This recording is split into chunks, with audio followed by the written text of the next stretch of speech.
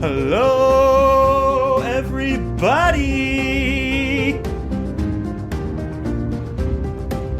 Turn this up in our headphones, Charles. Ooh, yes, indeed I will.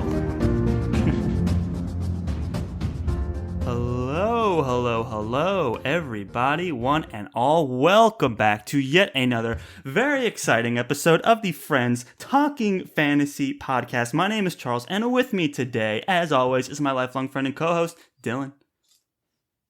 I'm ready to talk some fantasy with my friends, Charles. Yes, we say the plural friends yet again because we have the honor, nay, the privilege to be collaborating with some of the wonderful gentlemen over at Fantology Podcast. I highly recommend checking them out. Guys, if you like what we do, you're going to love what they do. They're releasing episodes all the time. They've recently done a few episodes on The First Law as well, which is also got Fantology and The First Law together in one episode. Can you believe it? Steven and Josh, thank you so much for returning to the show. Yes, sir. It is our pleasure. Very excited to be here talking fantasy with my friends. Oh, Yeah. that's what it's all about. And Josh, I know we collaborated on your show on Fantology, but have you been on FTF yet? I think this is my first time on FTF. Wow. So I'm welcome. honored and grateful. This is a Experience, special Josh. one, guys. Yeah. Yeah. The Zoom call looks much the same, but the mentality, I guess, is different. I don't know. It feels pretty similar, honestly, to doing stuff on Fantology, I bet. You're sitting on a Zoom call. A podcast is a podcast. That's what you're saying. Yeah. Seems similar to most of life right now, just sitting on a Zoom call. Yeah. Absolutely. Well, today, guys, we have a very special episode in store for all of you. We love The First Law here. That's no secret. We've been reading through every book in The First Law on our way to the Wisdom of Crowds, the third and final book in the Age of Madness trilogy, which drops September 14th. It may have already come out by the time this is released, but we are right on the heels of it. We're super excited. At the time of recording, it's only a few days away. And yeah, we've been planning this, Steven. You and I have been planning this for a long time, and it feels like Christmas Day here. Yeah, I think back, like February or March, I was looking at the calendar and thinking, okay, we got to do something with FTF in the near future. But The First Law was just Wisdom of Crowds was such a big, tasty dessert there that I think we decided to do for this one. And you picked a great one. Dylan and I have been running the hype train for this for months, and I know you guys have been reading it for a while as well. Was listening to Jake make some very interesting predictions way back in the Blade Itself episode. We'll have to talk to him about that one day. I guess we'll do spoilers here, but we got a very exciting episode. This is a Who Would Win First Law edition. What that means, we'll get into in just a moment. But Dylan, you maybe want to throw out that spoiler warning first to exonerate ourselves here. Yeah, sure. So I'm looking at this list of characters, and you've got it going all the way through the Age of Madness here. So I guess I'm going to give my spoiler warning that if you haven't yet read through The Trouble with Peace, then that means having read the original First Law trilogy, the standalones. I don't know if we'll really get into sharp end spoilers, but just in case you're worried about that. And then A Little Hatred, Trouble with Peace. You want to have read through all this First Law stuff if you don't want to get anything spoiled. Not that we're going to be getting into the deep end with anything about the books, but we're just not going to hold back on plot points and things that have happened as we speculate on who would win. So if you don't want any spoilers, now's a good time to turn this down in your headphones before we get too deep into it. Well said, Dylan. So here's how this is going to work, everybody. We have almost 50 different characters from the world of the First Law, ranging from characters we know and love from the First Law trilogy all the way through Age of Madness.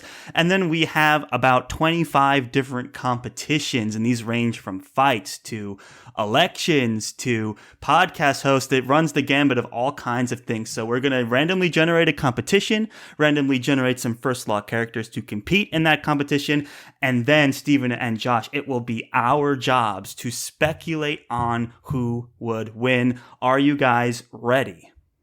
Charles, I see prom date on here, and really looking forward to going to prom with Logan. He would be an interesting date for sure, but you know what? It's in the hands of the First Law fantasy scenario character matchup generator now. Yeah, there's canon to draw on with that, though. We know what he's like at a fancy dinner function. Yes. So that's the blade itself, I think. Logan and Shivers walk into a prom together. Yeah. He would rock one of those. What do they call those flowers that you pin on the tuxedo? The corsage. Corsage. Yeah, he'd rock a corsage. Nice. Yeah. He'd probably be very perplexed by it and be like, "What is this? What are we doing this for?" But he'd probably try to eat it. Maybe. So let's get into it, Dylan. Will you mind generating the first competition? I do not mind. All right, here we go. Beep, boop, beep. Okay, you're gonna think I faked this, but it is better prom date. Oh yeah. Okay. Better prom date. So I will pick two characters, and who would you rather go to the prom with, guys? Oh, interesting matchup here. So we have the famous author himself, who's written the biographies of such greats as Nikimo Casca. We have Spillian Swarbrick as potential bachelor number one. Bachelor number two, he doesn't say much, but when he does, man, he packs a real punch. We've got Harding Grimm. Harding Grimm and Spillian Swarbrick. Your two potential... You have one corsage, two potential dates. Who do you give the corsage to? The bachelor finale. The bachelor. Who will accept the corsage? I can't say I'm super excited about either one of these dates, to be honest. This feels like slim pickings. Okay, well, one is going to be much more fun than the other, right? Like Swarbrick is going to be more entertaining, I would think. Like at least you're going to get a good story. Yeah, he's and very probably fun. not die. You never know what Harding Grimm's gonna bring to the table, though, because he has these moments, right? He gives that incredible speech over at Over Three Trees' grave that he gives that speech. He does. Then he just randomly can speak Union is another thing that happens. So Grimm is full of surprises. I feel like you take him to the prom and suddenly he's just this incredible dancer and there's no reveal of the backstory as to how he became such an unbelievable dancer, but you're blown away by him. That's something that might happen with Harding Grimm. He's a little bit of a one-trick pony. Not necessarily my favorite character. Like Joe does this a lot, where some of the side characters are just kind of like a one gimmick type of thing, and that's their thing. They're just one note the whole time.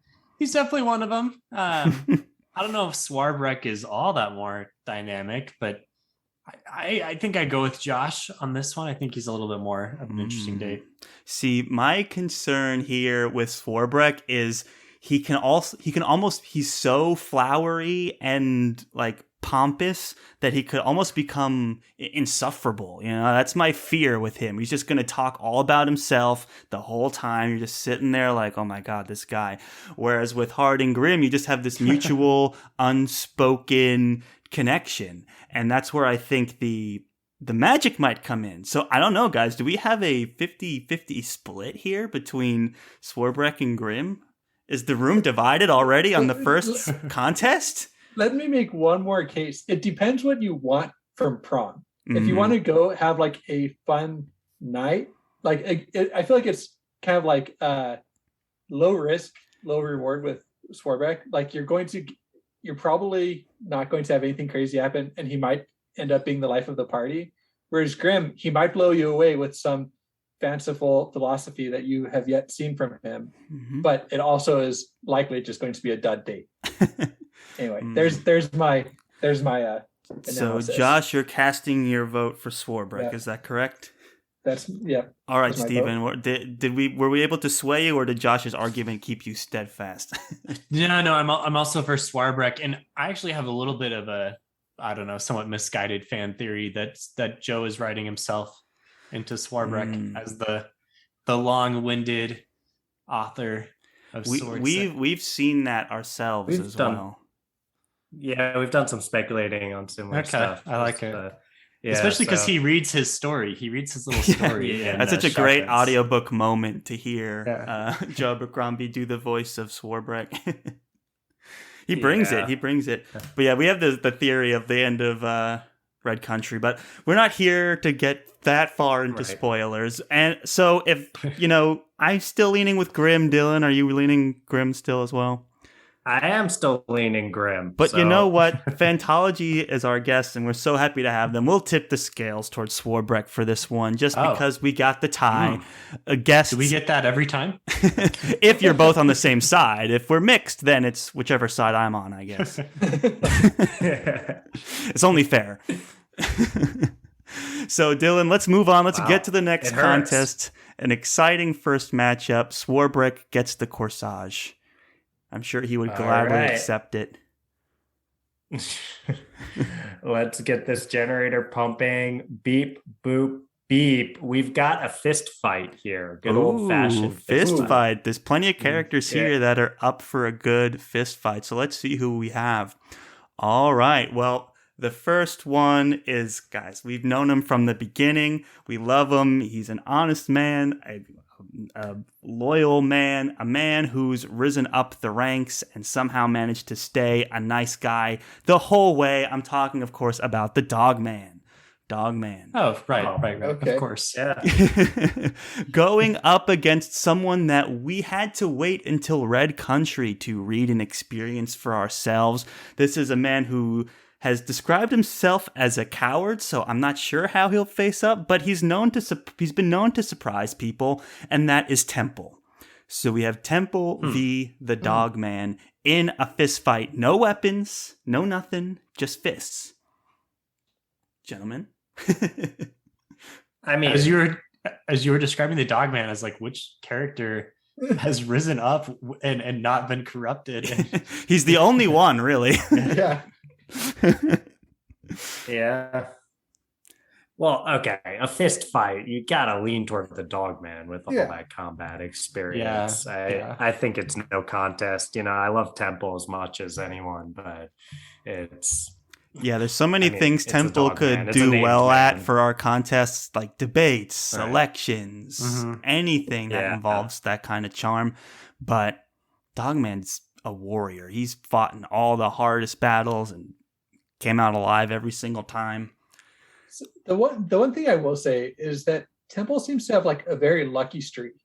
He gets in a lot of situations where you think that he would not come out of, like when they get we won't do spoilers, but we're allowed to do spoilers. We will do spoilers. Okay, so when he gets like ambushed in the wilderness by I'm forgetting the name. Anyway, by the ghosts. By the ghosts, and he like somehow comes out of that ambush.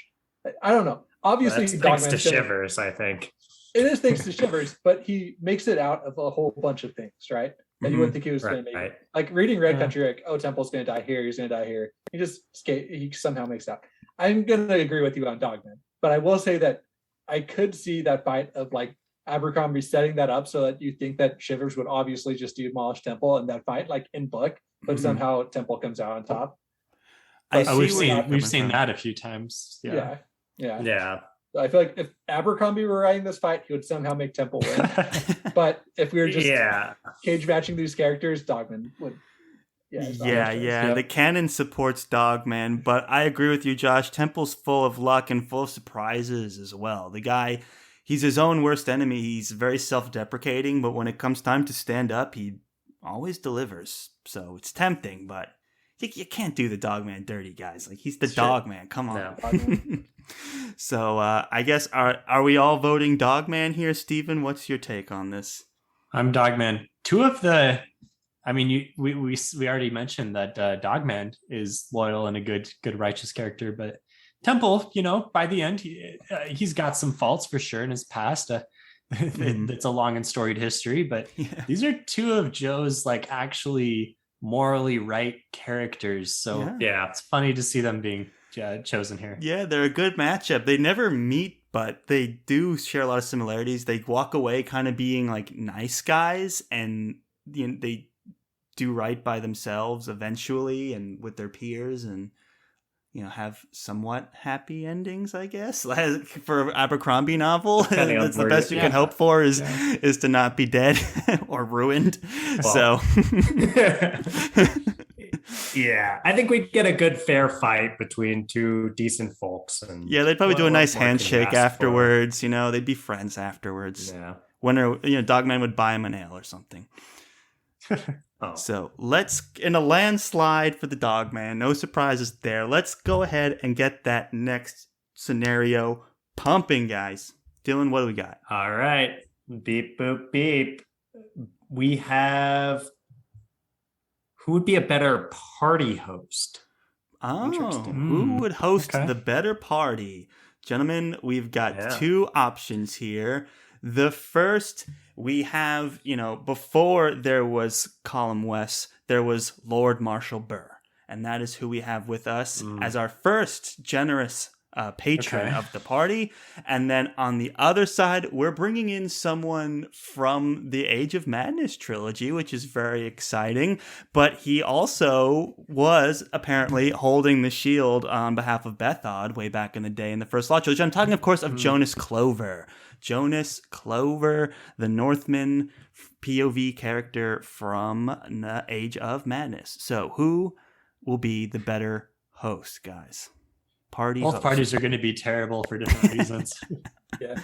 Yeah, I don't see Clover bringing anything. Clover... I don't think he'd be good at the setting up the party and making sure that it's a good event. But I think once people were there, he's got this kind of, it's a facade, but this laid back, funny jester type guy. I think he'd go around schmoozing folks and entertaining people. So I do like him from that angle. I do think it's kind of slim pickings with these two and parties. Until he just leaps out, and before you know it, there's blood everywhere across the party. I know, right? He would just use the moment he'd invite his worst enemy and then poison them or something. Yeah, it's true. Yeah, I'm kind of moving to strike Lord Marshal Burr from future entries. Not the most exciting character. I forgot he was in here, but he is a member of the Union and a high-ranking member as well. Don't Lord Marshals get a seat on the Close Council?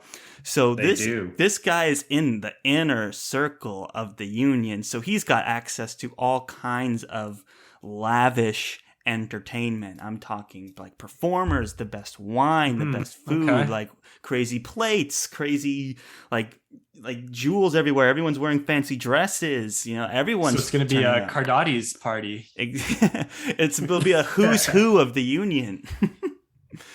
Whereas with Clover, he'd probably sit in a pile of dirt somewhere. The guy doesn't own anything. Yeah, that's a great point. Yeah, Burr's just going to buy a party. Yeah, exactly. Right.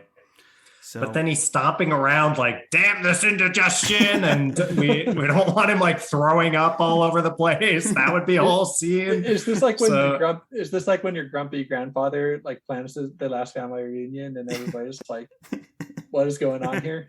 Yeah, pretty much. At the party. Yeah, he'd just be miserable the whole time. It's your party, or you invited everyone. Yeah. Why are you here? Because you made us come, Grandpa. I know. Oh gosh, well guys, it comes the time where you just have to cast your vote. Who is the better party host, Clover or Lord Marshal Burr? Josh, where are you casting your vote? I'm going with Burr. That was a good point about being able, he has the resources. All right. So Burr. All right, Steven, where are we at? Yeah, Burr buys the better party.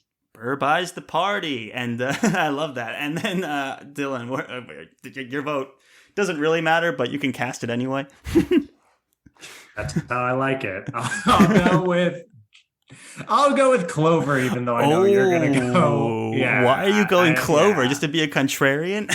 You don't want to cross him? Just in case?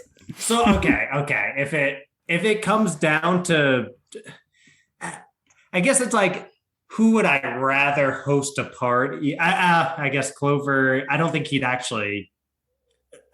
kill anyone unless he'd have to. So I'm not really worried about that or me being in danger. And I don't know. I just think he's like a funny, cool guy when he's not being a ruthless killer. So I'd rather attend a Clover party, even if the Burr one would be more, I guess, ostentatious and showy and all that kind of stuff. It's an interesting point, Dylan, but I disagree with it. I'm voting for Burr. I want that lavish party. I don't think Clover, like, he's a simple guy. I don't think he's gonna provide enough entertainment or food or anything. He might have enough ale, though. I would be okay with that. Yeah. You'd be like, there's tons of ale. What do you want? It's a party. So let's get the next contest going. Lord Marshall Burr, congratulations on your win as the party host. King, the party champ, Lord Marshall Burr. All right. I'll get this generator pump in. Beep, boop, beep. We've got a good old-fashioned cook-off. Oh, Charles. A cook-off. I don't know who I'm expecting to make an appearance here at the cook-off. Do we know of any cooks? I know there's the whole thing with Logan and his cook pot. Yeah.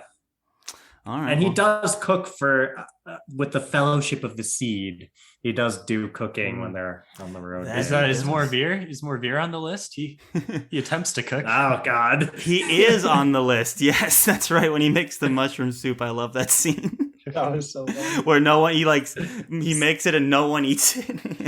Right. Except for Shivers there. Shivers does, but Shivers is just reckless abandon at that point. But yeah, I love the Morvier point of view of being a poisoner, just so insulted and taken aback that no one wants to eat his soup. What's going on here? Well, unfortunately, we did not get either of those lovely characters entering the cook-off today, but we did get two others. One being the apprentice of Baez way back in the First Law, and there ends up being a very surprising twist around this character. I'm speaking, of course, about Malachus Kwai. Malachus Kwai is our cooking contestant number 1. Our cooking contestant number 2 is someone with magical abilities, which might sweeten the deal a little bit. We have none other than Karib the Witch. So we have Karib versus Malachus Kwai, 2 magicians. We're getting the deep cut characters, Charles. I should have edited this a little more. But this is good. But we've got Kwai and Karib. Yeah, it's a tough call. I'm sure Baez has had Kwai cooking all his meals.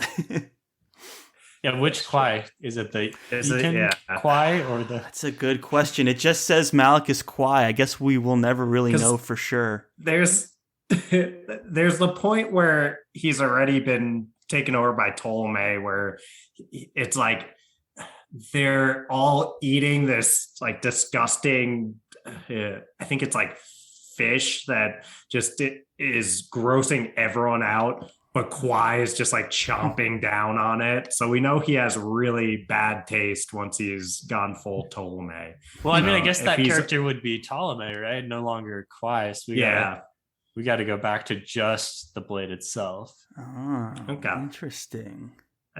I agree with that, Steven. Yeah. So real Kwai. He's probably been cooking for Baez. I think so too. Probably not well. He doesn't do much well. He does. And what's he cooking for Baez?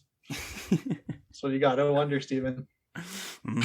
Yeah. What is it that Baez is eating? Good question. Yes.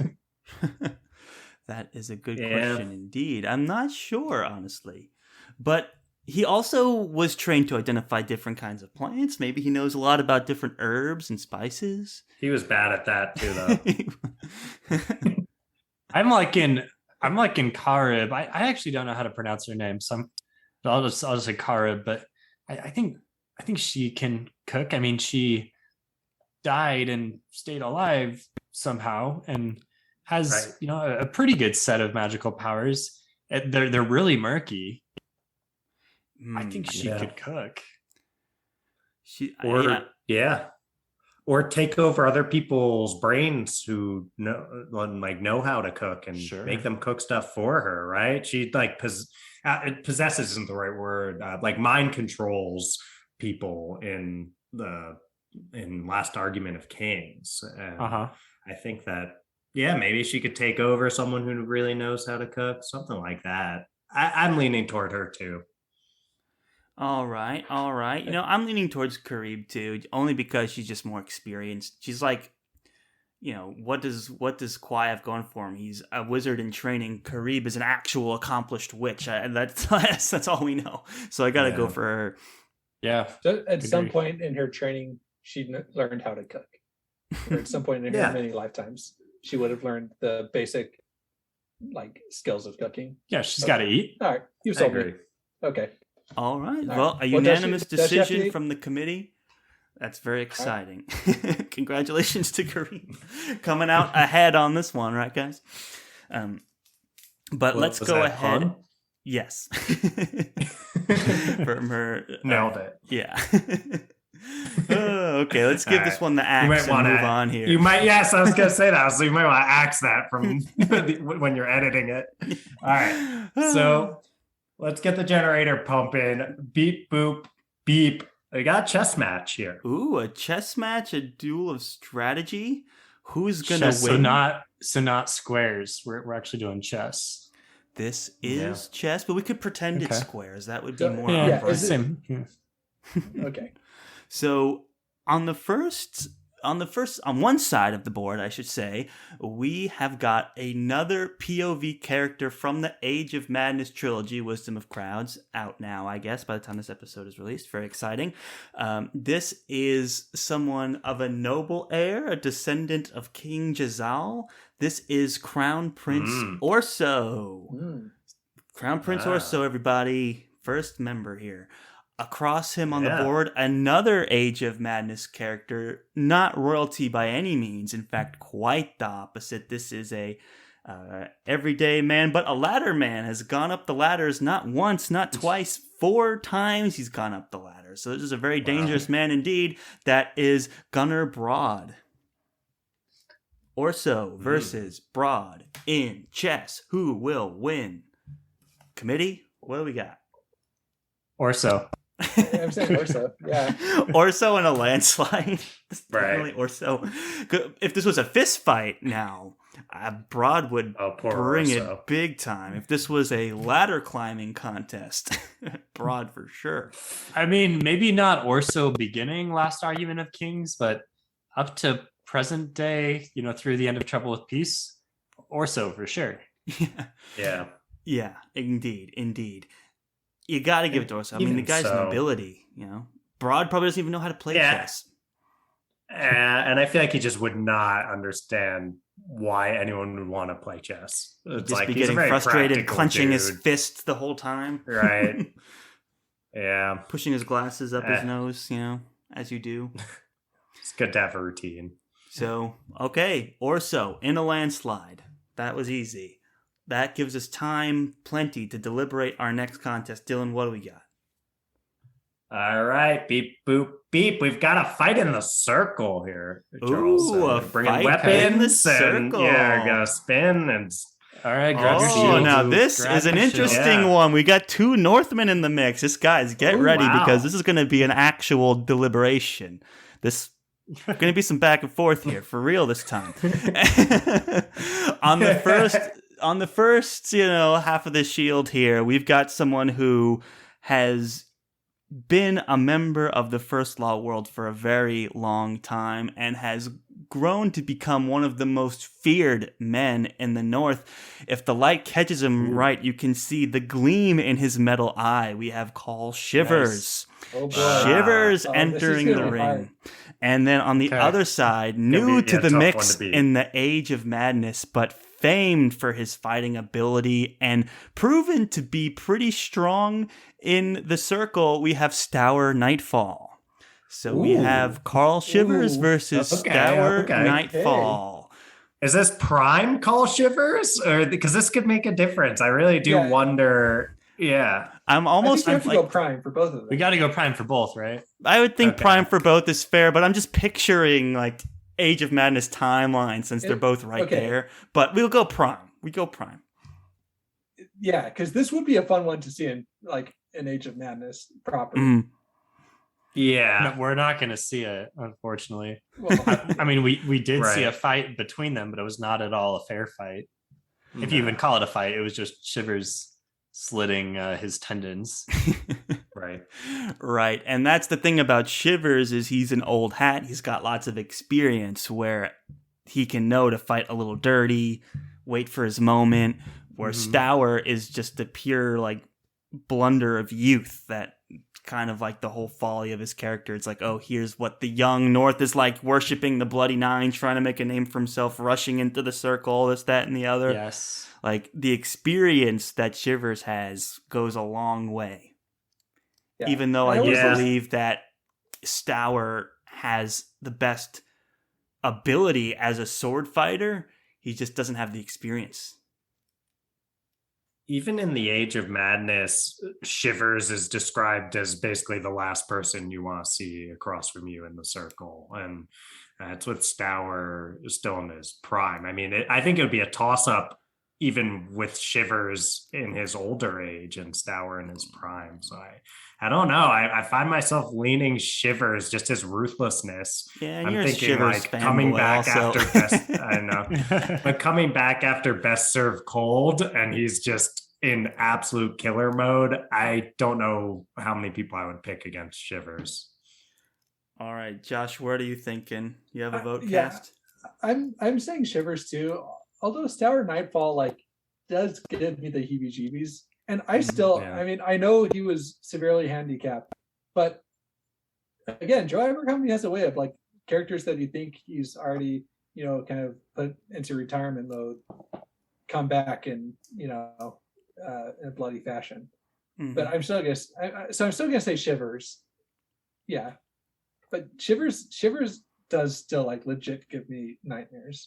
He's an intense character. All right, Steven, where are you leaning towards here? So we've seen Shivers, quote unquote, win 2 fights in the circle, right? The blacked out thing does that. That doesn't necessarily We've seen count. him cheat in the circle. Yeah. And that, I mean, Black Calder ended up winning, I guess. And then in the circle that Rika sets up, he doesn't get in until after one fight's already happened. I mean, he does win like no contest, which is why she chose him. Obviously, 100% confidence. Stour, we've seen fight once and lose once, although he should have won, if not for overconfidence and blustering around. It's a tough one. I think I am going to go Shivers though. Shivers, all right, and I'm leaning. I vote Shivers as well. The thing.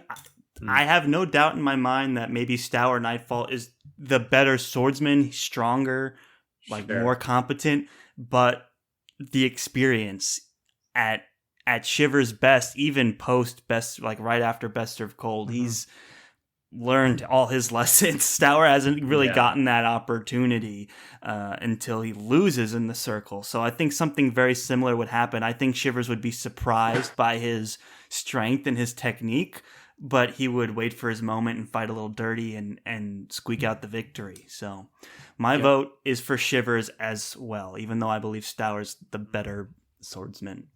Doesn't matter when you get in the ring. Yeah.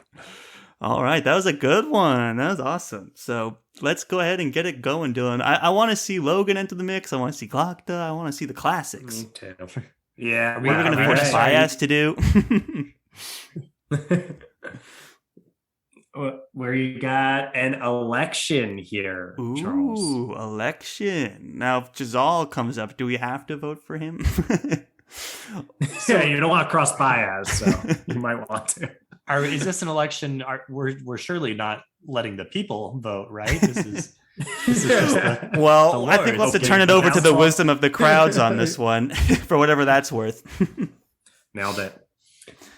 Okay, so who do we have, Charles? We have two interesting individuals, not two people you would consider running for any kind of elected office, but on one end, you might vote for him if the election was for world's best poisoner, Castor Morvier, in the mix.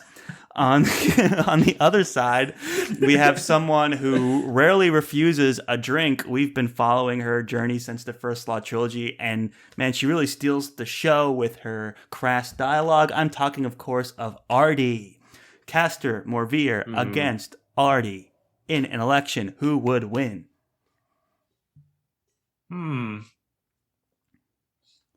I think Artie. I mean, this is, too. again, Artie like in her prime, right? Not in Age of Madness. Yes, this is prime. We just got to put him in their prime, to be fair. Does she have a prime? Yeah, well, I'm like, is there a period? Yeah. Okay. I think Age of Madness might be her prime. It might put be. together by that I feel point. I feel like current. I feel like she kind of goes off the deep end. Maybe I'm remembering a little bit wrong, but I feel like I don't know. I'll let you guys talk. I think she was already off the deep end there. by So I guess last argument of Kings. What are they running for? Because in the First Law universe, I don't see us selecting a woman, unfortunately. That's true. Well, what are we? Are we talking about like President of the United States, or are we talking about we're in the world of the First Law and have to vote for one of these people? Exactly. I'll say by Age of Madness, there's a lot of women in really powerful positions. We have Mercado, we have Mercado, and Ricka ends up in a powerful position. So I do think it's like shifted in a direction where people would be more open to it. I don't know if in the Union, but depending on where this would take place. So maybe it's even more of like, we're doing elections is the issue, and not that a woman would be in power, because we do see women in power. But something else, guys, we have not addressed yet is that Artie is married to Old Sticks himself, Glockta. There's something to be said about that. He'd make a great first man. He's good at getting votes. Also, yes. I mean, if Glockta set his mind to getting his wife elected. It's an excellent point. Right. And I just think Morvier, he's not likable at all. Least likable. No one likes him. He's very obnoxious. He's very, nihilistic and self-absorbed. And he'd get up on the podium and just like talk about how great he is. And Artie she'd appeal to the middle, and that's a huge thing in elections. That's the thing is Artie is very witty and she can be likable. And so, I think. Have you guys seen Veep? I've not really. I'm familiar with it though. I could see her as being Julia Louis-Dreyfus. Yeah, I could see her as being her character. Where like in public appearances she's like witty, but then in private she's very cynical and like. That'd be a good casting choice for an Age of Madness like that movie. Would be a very good casting choice. Yeah. Yeah, I see it, Josh. And I think you're convincing me. I think we've got a lot of things. First of all, Artie's very likable. I think she's funny and witty, and that would serve her well in a debate. And the fact that she's married to Glockta is a huge plus as well. But even without Glockta, I think Artie has my vote and would win the election. So, Steven, where are you landing on this one? The ballot is also cast for Artie. Oh, nice. The Fantology party has counted their votes and they have voted.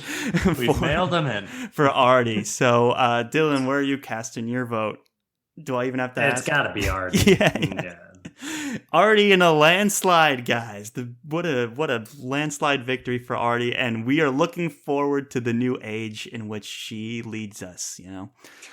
I'd rather her be in charge than Orso, I guess. I'm not gonna lie. At least when we meet Orso.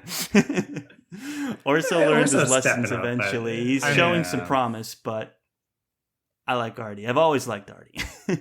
I've always liked RD too. So prohibition not on the table. Oh yeah, that would get repealed if it ever existed. Well, no question. Yeah, well, unless she wanted it all for herself, she might have to take away everyone else's alcohol. Yeah, that would be sneaky. All right, shall I get this generator pumping, Charles? Get it pumping, man. What do we got? Beep boop beep. We've got a race. Ooh, a foot race here? Sure, why not? So we need 2 fast individuals here. And who do we have? Interesting. 2 leaders from 2 different, points of time ago. They're both technically in the Age of Madness. The first one we have, we met this character in The Heroes. She showed a lot of promise and even had some very interesting conversations with Baez himself. And she has gone on to become a strong ruler and general in her own right. Finnery Dambrock, everybody. And then racing against her is a character we know and love way, way back from the Blade itself. This is someone who, well, if it was a race to the mirror, he'd win. I'm speaking of Jazal Dan Luther. Nice. Jazal versus Finnery in a foot race. Who would win? It's got to be Jazal, right? He's spent all that time racing around the Agriant. He's in good shape. I agree completely. Jazal by a chin. He had to run up the tower multiple times while holding his steels, and he's just a trained athlete. Whereas Finnery, very competent, but not a trained athlete like Jazal was. I do love Finnery. Finnery's fantastic. Finnery would be great in an election, in chess, anything with strategy. She would be very, very good. A debate, she'd be good. So like even a lot of fight. Like she's capable at most things. I feel like if she was in most other, these competitions, she would have come out ahead. But I would take her to prom over Jazal for sure. Jazal would rather go to prom with himself. With himself, yeah. But he would be prom king, I would think. Probably. Yeah. I'll say Finnery would do anything it took to win. Like something that I really appreciate about Finnery. I'm voting Jazal as well, but just to give her a fair shake. She's ambitious. If we're saying foul play is in game here, where I could see her setting a trap. Like if they're running side by side, I could see her digging out a little hole for Giselle to drop in or something. But if we're saying a fair foot race, I mean, there's actually canon of Jazal running and training and stuff. So you've got to follow the canon and these kinds of speculations. So I think we love Finnery, we love Jazal, but you got to give it to Jazal on this one. I think we're unanimous on that front. Am I correct? Yeah. All right. Yep. I love Jazal a medium amount. I don't know if I love him as much as you just described. Steven's not willing to throw his hat in the ring for Jazal. Yeah. Steven's like the I do vote. Okay. You give him the vote, but you just don't like him as a person. Steven's like the loyal Union subject that is fine with Jazal, but is I don't see what everybody else sees in this guy. Is that you, Steven? Oh yeah, for sure. I want to punch him in the face. Okay. Yes. That would be a fist fight I'd love to see. Jazal getting hit in the face was a very satisfying moment in the books. Shocking. Amazing. That's hard. Yeah, but it was he deserved it. Ouch. So let's go ahead. Nodding. Steven's nodding. Yep. We're all here. For sure. So let's go ahead and get the next contest going. 2 powerhouses in the world of the first law. See them go away. All right. Who's next? Beep, boop, beep. This is running a business. Who would be the better entrepreneur? I guess this. Oh, if Savine comes up, Savine's still in the mix, guys. Ooh. Yeah. And, that's going to be a tough one to beat, but she did not get picked. So I didn't add in a wolf whistle sound effect for me at this point. Okay. Oh, we'll get on. Do we the have chances wolf whistle of sound Charles effects, doing that Dylan? in the editing process is not happening. It's just 0%. This is where I ask the listener to use their imagination because I'm too lazy. Or maybe you don't even want to hear me attempt a wolf whistle. So who do we got? Well, it's not Savine, unfortunately. As much as we'd love to see her demolish whatever poor soul would have to come against her in this competition, instead we have someone who's known for being quite clever, who somehow managed to best Black Dow in the circle. I'm talking about the man who ruled the North for quite a while. I'm talking of Calder himself. Calder, businessman Calder here, versus someone who pulled himself up by his own bootstraps, first through the breach at the Orient. Orient, I think. He's first through the breach anyway. We'll check. Well liked by Glocto, well liked by King Jazal. I'm talking, of course, of Column West. So who is more enterprising, Calder or Column West? This is an interesting This is a competition. Yeah. Mm-hmm. Who wants to I take the first I do think Calder, though. Steven's going with Calder. What's pretty pulling biased you towards Calder? He's a great character. You get his storyline from basically, I mean, we don't have the end of his storyline, obviously, but from beginning to where he's kind of a crap, annoying prince, to kind of realizing his mistakes and follies of youth, and then figuring it out and seizing opportunities and pulling himself up to running the North for the past 15, 20 years, however much of a time gap there is between the Heroes and Age of Madness. Right. I guess debatable how good of a state the North is in, but anyone like Calder that can get it done in the kingdom realm, we'll say, I think he could run a business too. Well said. Josh, have you leaned a certain way yet? I'm gonna say West. A schism in the Fantology community here. I don't necessarily disagree with anything Steven said. Those are all valid points. But I think that West is also just a little bit more both likable and also maybe a little bit more, I don't want to say man of the people, but I feel like he wouldn't put as many people off. Like I feel like I feel like I wouldn't be too afraid to be a patron of Column West's store. Whereas I would probably just steer way clear of wherever Calder was. So for those reasons, I'm gonna part with my dear friend Steven. Oh, wow. Dylan, we have a gridlock here amongst the Fantology hosts. I'm gonna put it to you first. Where are you leaning here? It's really tough. I'm a big Calder fan. I appreciate how clever he is. That being said, I feel like Column West's determination and his relentlessness give him a lot of, I think, capability in a business realm. And also we have canon of him going around running the more bureaucratic elements of the army and doing a very good job of it compared to the other folks in the Union. I think that he also has more familiarity with just the idea of what it would be like to run a business, while actually like up in the North, I think the idea of a business would be really foreign to Calder. So I'm like, I'm thinking that those two, it's definitely competition and it could go either way. I respect anyone's choices here, but I'm going to go with Column West.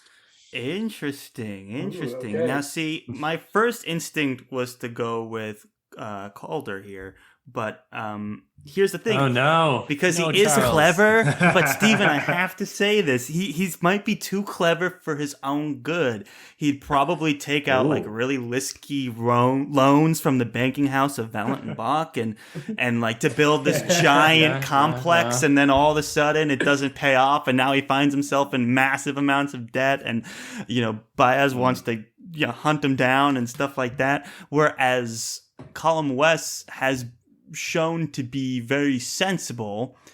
Again, like unless he's angry. Yeah, unless he's angry, then he's furious.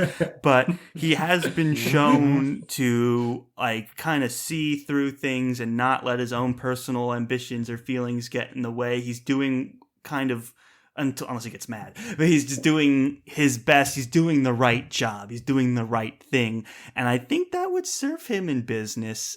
And even though I think I picture Calder being like a finance guy, like creating these like triple prime mortgages and like riding speedboats around.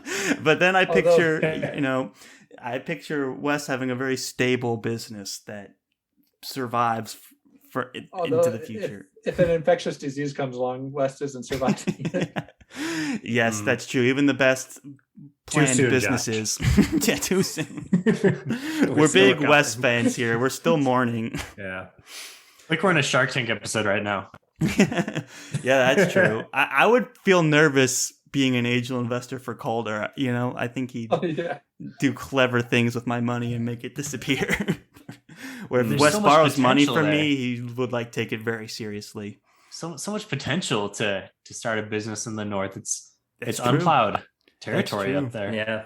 But there's a lot of risk with that as well. Some other Northmen could come and just steal it. Yeah. So yeah. I'm voting for Column Wes. That's my vote. So that's 3 votes. Steven, are you going to come over to the other side? No. I'm sticking with the losing side. I respect that. Good man, Steven. Good man. So we're about 50 minutes in. I think we have time for one more. Do we just pick some competitions at this point? Yeah, should we just do some rapid fire? Let's do some rapid fire. Let's do something here because we haven't gotten, guys, Nine Fingers, Glokta, Baez, Nikimo Koska, like all these big names. How about this? I just ran the generator, beep, boop, beep, and it did come up with a battle royale, which is pick 4 people. Okay. So I think that we could do it where we just grab 4 people of interest or start. Yeah, I don't know. Let's have run the generator here. Interesting. I think with 4, we could generate 2 good teams. Okay. So let's do this then. So I will run the random generator, and here's what I've gotten. Some big names here. The first one is famed soldier of fortune, Nikimo Koska. No stranger to the battlefield. We have Bremer Dan Gorst, the most feared warrior there is in the Union. We have, did we already say Kerndon Craw, or did we not say him yet? We didn't. No. And then we have... Yeah. Oh, actually, no, screw him. I'm picking someone else, not him. I want to do him. He's gone. We got Rud 3 trees. And then we've got regenerating here, Shiloh Vitari. So we got Shiloh Vitari, Rud 3 trees, and then we've got Gorst and Koska. 4 people go in. Except for Koska. Only one can come out. Who's it going to be? And to remind the folks playing along at home, we have Gorst. We have Koska, we have Shiloh, and we have 3 trees.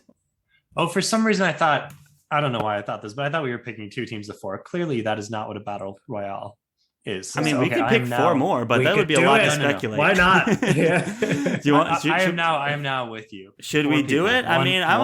There's no rules here. We can do whatever we want. What do you guys want to do? I feel like it's a lot too hard to keep track of. It'll be a lot of characters to keep track of. Yeah, I think we need a whiteboard. I think 4 is good. So wow. Okay. So 4 go in. Can anyone stand up against Gorst here? That's 3 trees, dude. Gorst. 3 trees. So briefly, here's how I see it playing out. Gorst goes in to fight 3 trees right away because these are the 2 most accomplished warriors. And in a backswing, he just takes out Koska from behind. Oh no! Or Koska dirty like that. Koska's obviously Koska's a backswing death. We've seen it before with Gorst. He's gonna take out whoever. That's true. So Koska's gone.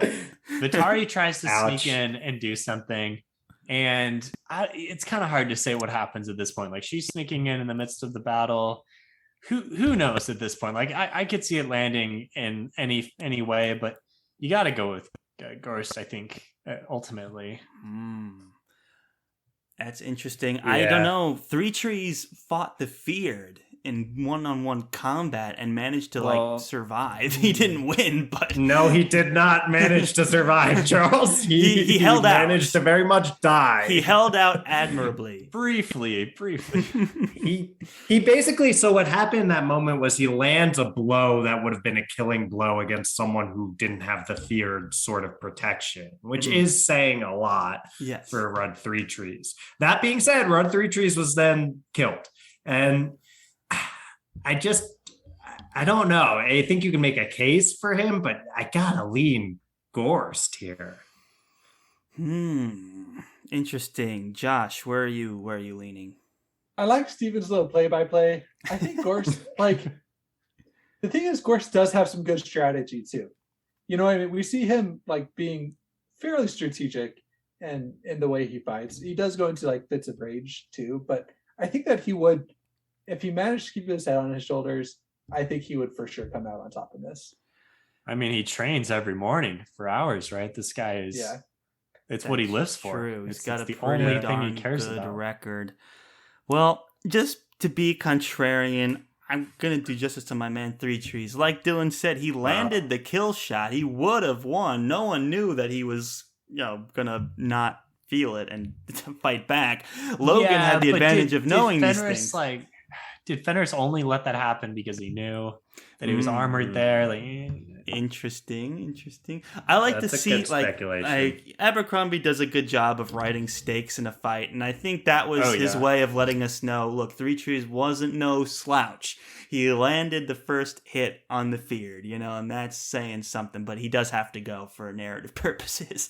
So, I don't know. I always feel, and then everyone speaks so highly of him. We're way further down now in since that moment, 30, 40 years, and people are still speaking his name, where no one really thinks about Gorst at all, except people in the Union who know him to be a dangerous fighter. People speak about Three Trees more about his leadership and how noble person he was, not really he was the best fighter. When they start thinking about best fighter, it's still the Bloody Nine's name that's coming up in the North. Mostly. And Leo grew up hearing stories. Comes up as well. Yeah, Leo grew up hearing stories of all these guys, right, including Gorst, and he's completely starstruck when he finally meets him, even though he gets thrown out of the Lord's round by him. But Gorst has a bit of a legend to him. I think if he had died, he would have had a bigger legend. That's usually how these things work. That's fair. All right, well, Gorst for the win, and I think that's very fair. I'm just gonna still cast my vote for Three Trees. Let the record show that I stand for Three Trees. Honorable man of the North here. So there we have it, guys. I mean, I'm kind of bummed that we didn't get Logan or Glockta in this. Should we just have those two compete in something? Let's do Logan and Glockta and generate a random competition. Okay, so generate a competition, Dylan, with Logan and Glockta. What do we get? We can't not. All right, beep boop beep. We've got a rap battle here, guys. Maybe one of the few that might not be a complete landslide. A rap battle. I don't even know where to begin with this. Okay. I think Glockta, if this is 8 Mile style, right? And Glockta's just laying the disses down on Logan. I mean, because the guy's witty, and you have to give him that. And then all of a sudden things start getting awfully cold for Logan. Oh God. Oh no. Right? It's and then he just starts laughing, this maniacal laughter. And the Bloody Nine comes out and just drops the nastiest rhymes you've ever heard. With the fury of a giant waterfall or something. Right, exactly. Because it's actually, what's interesting is the prose becomes very poetic when it goes toward the Bloody Nine, writing style. So I don't know. I think that's representative that the Bloody Nine could probably drop some rhymes here. Man, is this your headcanon that the Bloody Nine is like the best rapper in the North? Yes, exactly my headcanon. And that it's like a Fenris the Fear dual style comeback from Logan after he's been getting completely destroyed for a while by Glokta. I could see Glokta laying out this like elaborate rap where like, you know, it has like these themes and the subtlety, and then like Logan just putting this like 2-line little like quick thing together that just like totally puts Glokta to shame. But I mean that's a stretch. This is like the only way I could see Logan winning is if he just like comes back, like, you know, you just get this long elaborate cool thing from Glokta and then just this little witty bite from Logan that, you know, is kind of mic drop moment. But yeah, so Glokta is like Eminem. We'll say. Who's the Logan comparison? We need a rapper that's I guess more angry. And but less wordy. I mean, Logan has some good catchphrases, and like Dylan says, he speaks well for himself. He speaks plainly, but he speaks like almost like I've always called him this barbarian philosopher kind of mentality. He could put together a nice. It's not going to be super elaborate, but there'll be a few kind of, you know, recurring verses, I guess, and it's going to sound pretty good. It's going to be a hit. Yeah, maybe it's going to be a hit, kind of like an Old Town Road type of hit, where you kind of hate it, but at the same time, it's like everyone loves it. So. Yeah, it's like simple, it's catchy, it's repetitive, just like all of his catchphrases, and that's how people love him. You know, it's he'd have all his greatest hits. You can never have too many knives. Better to do it than live with the fear of doing it. You know, all of these. I think like the last line he mic drops on is like, you have to be realistic about these things. So I think that if we were like seeding this, then Glokta would be like first seed, but there's a chance that like Logan just gets this amazing upset, and it's a small chance, but I think that there's a very realistic I think if we do this, if we're like in Marvel and Iron Man's like, how many alternate universes, Doctor Strange, do we get where Logan beats Glokta in a rap battle, and then he'll just hold up one. He's like, there's one universe in which Logan. There's probably a lot more than one, but it's the minority. It's not that bad. Yeah, maybe like 70% of the rap, 75% of the rap battles. I think they're gonna produce two different songs that appeal to different listeners. Personally, I think I'm going to like the Glokta rap a little bit better. This is a rap battle. This isn't just like, who's going to produce a catchy song here. This is them throwing down. This is like freestyling, rap battle. Yeah. Okay, good point. I wasn't thinking about it that way. You could take like a little catchphrase from Logan and like auto-tune it and set it to like make it a meme, I'm sure. But like I'm talking about you can never have too many knives. Yeah, exactly. Beautiful Charles. Thank you. And then Logan would be like, I didn't say that, and this producer would be like, quiet, Logan, we're gonna make you a star. All right, that's a good point, Josh. I'm going with Glokta. I think Glokta is the rap battle. Because when it comes to like improv rap battle, Glokta's clever, he's funny. He's scathing, mostly to himself. He's very self-deprecating, but can he turn that onto others? I think so. Yeah. Well, I do think Logan is capable of surprises. I'm going to have to agree with you guys and cast my vote for Glokta. Nice. Dylan, have you casted your vote officially? 29. Oh, official. On the record. It's like when you go back and look at a senator's like voting history, you'll see that he did vote for Logan, so he is a Logan fan. I do want to say, so we've had some conversations back and forth about how much we like Logan, and you guys like Logan a lot more than I did after my first read through. After my second read through, I am a little more sympathetic to the Logan character, but I do feel like Red Country really kind of makes him irredeemable. Maybe it's not a debate for this episode, We can go there. Hey, look, this is who would win. We can talk about whatever we want. Yeah. We've been hard on Logan at times about his choices and stuff. I think we're mostly high on Logan as a like really interesting character and all those agree kind of ideas. Like we're really intrigued by him. Yeah. Literally, anytime Steven can take a poop on Logan, he does. We always say we don't like him personally as an individual, as friendship material, but we love him as a character written for a story. And I think a huge part of that is because he comes off so likable, but then you look at his actions versus his thoughts, and it's like Black Dow said, he's like, you're the worst kind. You think you're a hero, but you're doing all these horrible things. Which at least I know what I'm about, you know? Yeah. So that's what we've always loved. And I think, like you said, Stephen, Red Country just kind of brings that more into the front for the reader of like, this is what was subtly been said this whole time, and now it's a little more obvious for you. And and that's why I think a lot of people are also like, Red Country gets a lot of flack compared to the other two standalones, and I think people don't like to be disenchanted about Logan. I think that is a piece of it too. But I think maybe the Western setting is not everyone's favorite setting too. Also, that's fair. Yeah, I like it.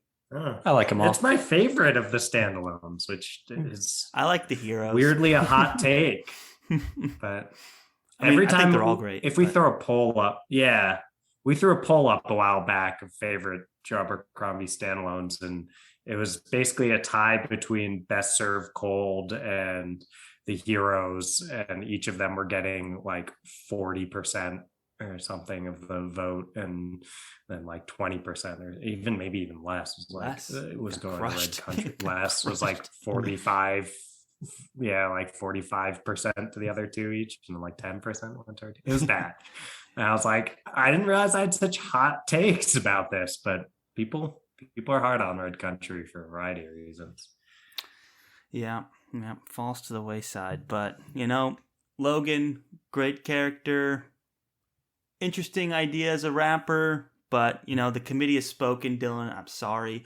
Just like you're in the minority about your love for Red Country, you are also in the minority for your standing for Logan as better rap battle contestant against Glokta, man. Glokta. That man is scathing with his words. Scathing. Once so 29 comes out, though. That's true. So I only got one chance. Oh, sorry. So I only got one chance to fangirl Savine, and I had to force it in there. Yeah, you really did, and that's a shame too. I guess fanboy. I should say fanboy. We're big Savine fans as well. We only just got to talk about her this week when we were doing A Little Hatred. A Little Hatred. We are big fans. It's a shame she didn't come up, but like we said, it's a shame she didn't come up for the businessman one. She would have absolutely destroyed. There's a few others here. Anything like chess, cards, negotiator. Oh, I was gonna vote for her no matter what. Yeah. Even in fight in the circle with Logan, you would vote for her. Yeah. She'd find a way for sure. Edit in some hard eyes into the audio right now. Oh my gosh. Steven, how sad are you going to be? How does one do that? Destroyed. Her character was kind of already destroyed in Trouble with Peace, to be honest. Like, she was just blinded by the pearl dust and ambition, and it did not. Very poor showing in that book. So I'm hoping she makes a comeback. Yeah, completely traumatized multiple times, I think. Oh yeah, she's had a really rough go of things. Yeah, it seemed like a lot of A Trouble with Peace was this generations learning their lessons, right? Like, as much as Glokta and Finnery and Calder were trying to teach their progeny the way of things, they just had to learn the hard way. So how each of them learned things the hard way was very interesting, and Savine for sure got a hard dose of that. So we're rooting for her in the end of the series here. We'll see where things end up with Savine. And now, Stephen, I'll be rooting extra hard, knowing the stakes here. Just for you. Yeah, the stakes are very high. Man, I'm so excited. I'm so excited for Wisdom of the Goddess. I know. It's 5 days away. Dylan and I haven't talked. We both read Trouble with Peace, but we haven't talked about it yet. But the way it ends, it's like he's got a whole third book. It's so fascinating to see where it's gonna go, and it's called Wisdom of Crowds, so I can only imagine what's happening. But it's crazy. And just in my opinion, he's gotten better with every book. You know what I mean? I'm not saying that any of his books are bad. Just he finds ways to improve as an author, like every time he writes a book, and it's really spectacular to watch. So yeah, I have great hopes for this.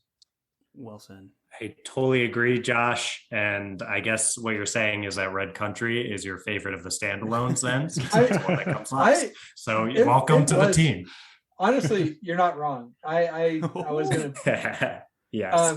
Josh, you just entered Dylan's inner circle. I really liked Red Country, but I didn't. Anyway, we can get into that another time.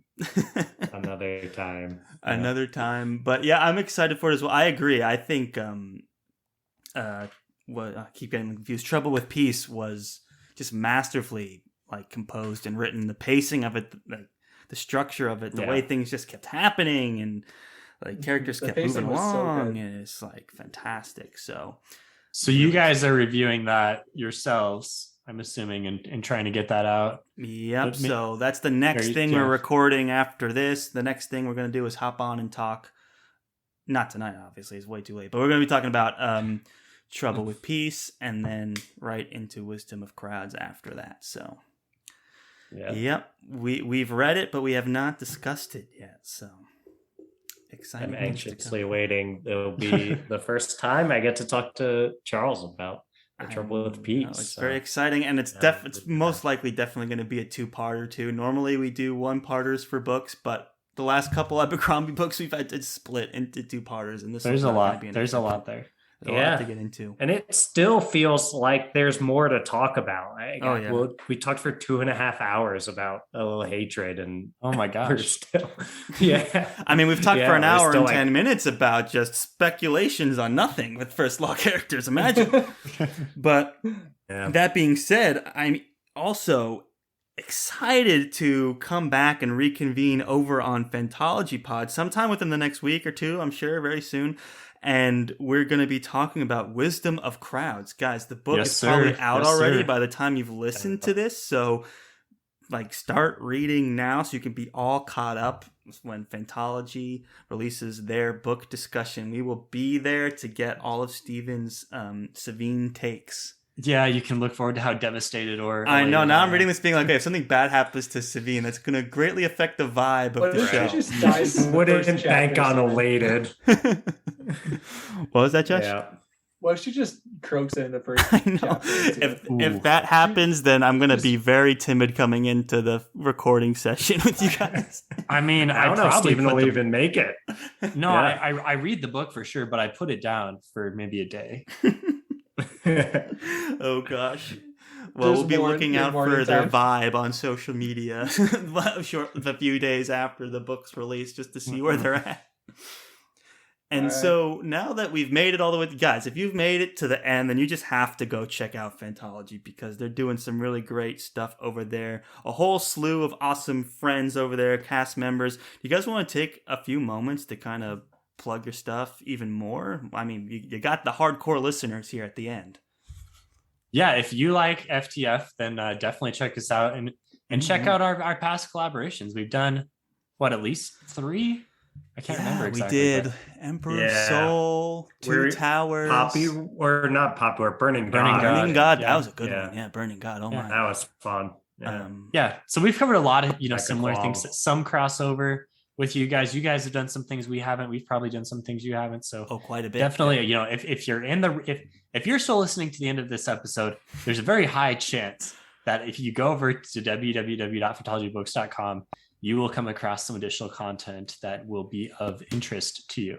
Yes, guys. You've listened to this and you haven't listened to Fantology, it's like Christmas came early, guys. Fantologybooks.com, go check it out. How many episodes have you guys done now? It's quite. We are up to. I think our next will be 145. Yeah, we've slowed down a bit. When we were first we started in November, I think, of 19, and we were cranking out quite a few, and we've slowed down as life has kind of caught up with us a bit. But and also we've reviewed like 100 books, so now we actually have to like read the books. Yeah, now we have to actually read the books instead of just like we had read them before, but we had an entire lifetime worth of catalog. It just before you're just reading the back of the cover, right? And you're like, oh, that's right. And we were able to fill an entire podcast with content. Yeah, well, no, that's the most impressive part. We highly endorse them. You know, they're doing long-time friends of the show. We've been collaborating for a long time, so it's always a pleasure, and we're looking forward to all the future collaborations. We have some very exciting things in the works with Fantology, and it all continues next with this Wisdom of Crowds book discussion, guys. So do you want to plug the D&D? We'll see you over there. We can tease a little bit. We haven't announced this publicly at all, but because you're here, Stephen, we will say we're working on some extra spicy new content that's going to be a collaboration with us, with Fantology, with Roger Podcast, and with a whole other slew of content creators doing D&D. We're going to try and film it and make video out of it because I don't have enough to edit in my life. We're going to add video to the mix. So we're super, super excited about it. We're going to have a session 0. Yep. We're going to have a session 0 where we're planning it in just a few weeks less this month. So that content will be hitting in the next month or two, and that's super exciting as well. You know, we might just leave this in the episode and not announce it, and all you hardcore listeners get the inside scoop. I like it.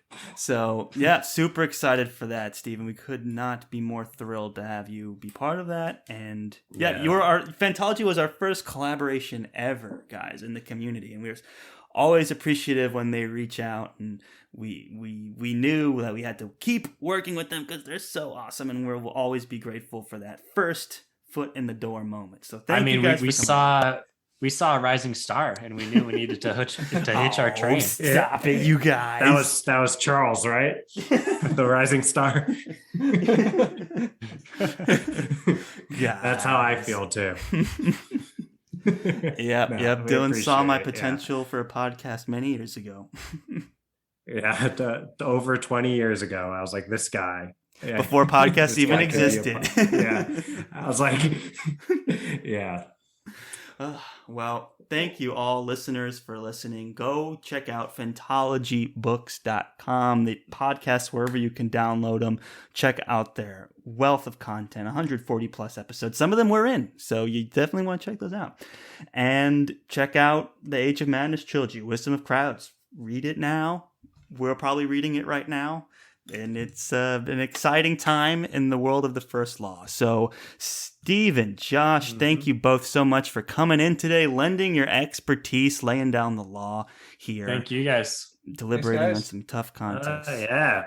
Appreciate you guys coming on. This was a lot of fun. This was fun. You're awesome. Absolutely.